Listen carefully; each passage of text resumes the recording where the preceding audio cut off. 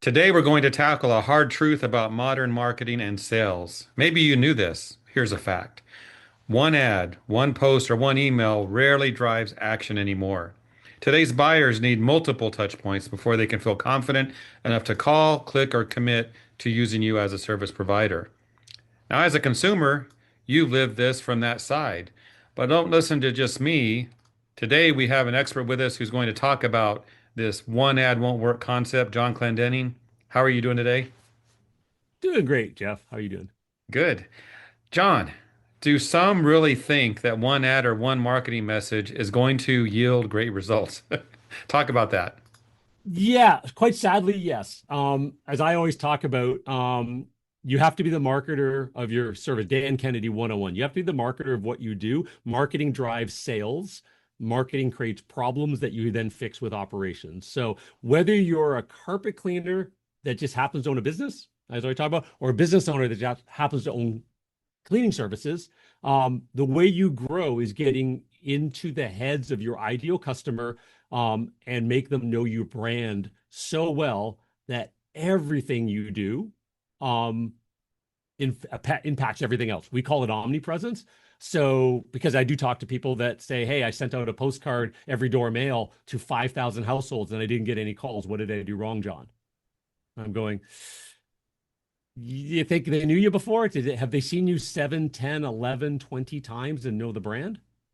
That one postcard might have worked the first time, but you probably need 5, 6, 7 touches before they even recognize they got the postcard. I like that word omnipresence. It's not one that I use too often, but I see your point. So how will that if a company were to embrace that term, how's that going to change the way they promote their company in practical ways? Yeah. Yeah. So think of it this way. Anytime you buy your own services, we always kind of say, "Hey, I want my company to run this way." And we forget to go, wait a minute, as a consumer, how am I different? Or like, what do I do? Right. So if you want to go find something new, like for example, I've got ice damming on the roof of my garage and I need to find some of those coil things to start melting through. I don't even know what they're called. So obviously I went to Google. Then I went into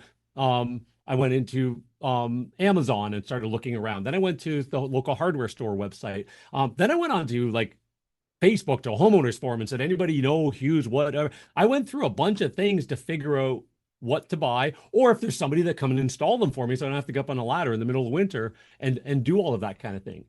Do we really think our customers didn't just do that to find a carpet cleaner or a maid service or a duct cleaning company? Of course they did. They didn't just see your ad and go, "Oh, gonna hire those guys. They must be the best because they told me they're the best." No, they went through the same thought process.